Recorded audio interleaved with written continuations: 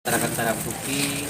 Karena begini, dari kejadian itu menimbulkan kerugian yang luar biasa untuk masyarakat, terutama masyarakat yang berobat ke sini. Bukan saya. Kalau saya insya Allah biasa-biasa saja. Malah saya bisa berbuat dengan istri saya. Oh iya, aslinya mana tuh? Saya mana saya. Oh baru ya. Terus alhamdulillah saya juga bisa dekat dengan anak-anak saya, dengan bisa dikatakan saya panggil anak aja ya, karena kalau saya panggil santri katanya nggak boleh manggil santri karena di sini bukan sebuah pondok pesantren tapi padepokan gitu, nggak apa-apa. Dengan anak-anak saya bisa lebih mengaji, bisa lebih lama. Alhamdulillah kalau saya nggak apa-apa. Cuman masalahnya ada seseorang yang berobat ke sini kan berobat jalan. Ada yang dari sebuah pondok pesantren yang beliau itu minta izin kepada pihak pesantrennya untuk berobat di sini. Nah, ketika di sini ditutup, orang-orang yang berobat jalan ini tidak bisa, dan ada yang sampai meninggal dunia.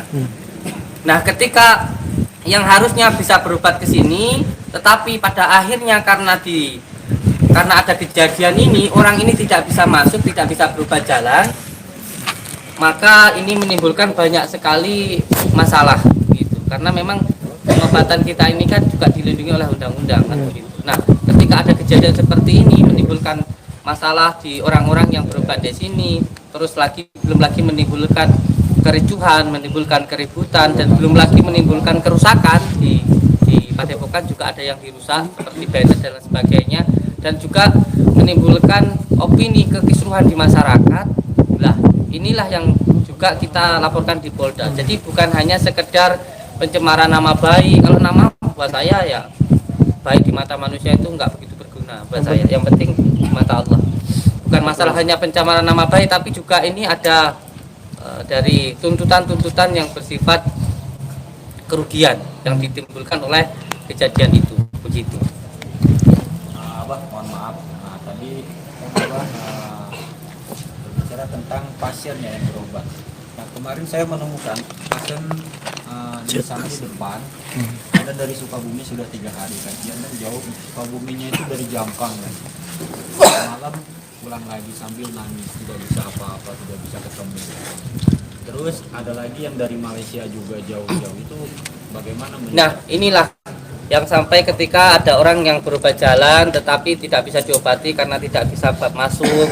Ada yang berobat jalan dari pondok pesantren meminta izinnya untuk berobat di sini dan sudah saya tanda tangan tidak boleh masuk. Dan saya memang beberapa hari ini tidak keluar. Dan nanti ini kejadian ini orang-orang ada yang meninggal, ada yang sakit dan lain sebagainya. Meminta pertanggungjawabannya kepada siapa? Kepada yang menutup. Yang menutup kemarin siapa? Ya dilihat sendiri kemana siapa yang menutup. Begitu. Kalau orang melakukan kekisruhan atau demo itu kan bisa diselesaikan musyawarah harusnya. Musyawarahnya bagaimana? Ya bisa apa yang menjadi keinginannya, apa masalahnya di padepokan kan ada izinnya, kan bisa dimusyawarahkan harusnya. Tabayun. Kan bisa ditabayunkan. Kalau kita ada yang salah, salahnya di mana dan lain sebagainya. Ini sebuah pelayanan kesehatan terus tiba-tiba ditutup. Nah, yang bertanggung jawab siapa yang menutup ini? Itu saja sudah selesai. Dan untuk ini bisa diberikan keterangan untuk dibukanya ini menunggu dari mana dulu? Iya. Saat ini saya sedang menunggu kebijakan keputusan dari dinas-dinas yang terkait. Saya disuruh menunggu, ya saya menunggu. Tetapi sebenarnya saya dipersilahkan, diizinkan, bahkan disuruh untuk melakukan pengobatan di luar. Tetapi ini rumah saya. Kalau panjenengan nyuruh saya pengobatan di luar, di tempat siapa? Begitu. Kalau masalah mereka yang terlantar, tanggung jawab kamu yang nutup, bukan saya. Kalau mereka meninggal, tanggung jawab kamu. Saya mau mengobati pengobatan ada izinnya, tempatnya ada izinnya. Terus saya suruh di luar, terus di mana? Yang menutup nanti yang akan bertanggung jawab. Itu saja. Terima kasih, Abah. Siap. Dan perlu saya sampaikan sekali lagi ya, ini yang saya sampaikan yang terakhirnya, bahwa tidak ada kekisruhan bentrokan antara dua ormas. Padepokan Ustadz Sejati tidak menggunakan Banser untuk keamanan. Banser di sini hanya datang untuk ikut gemblengan, bukan untuk menjadi keamanan di Padepokan. Keamanan kita menggunakan researching. Ini ada pihak-pihak lain yang mengatakan bahwa terjadi bentrokan di dalam 2 ormas. Perlu diklarifikasi. Si Marcel tidak menggunakan ormas keagamaan dan saya tidak menggunakan ormas keagamaan. Ini ada yang mencari aman.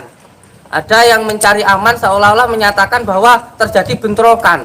Katanya Padepokan menggunakan ormas keagamaan. Sama sekali saya tidak menggunakan ormas keagamaan, sama sekali. Hanya saja ketika itu ada ada santri yang berada di tempat ini dan itu dari ormas itu, tapi tidak kita gunakan. Itu yang perlu untuk dipahami.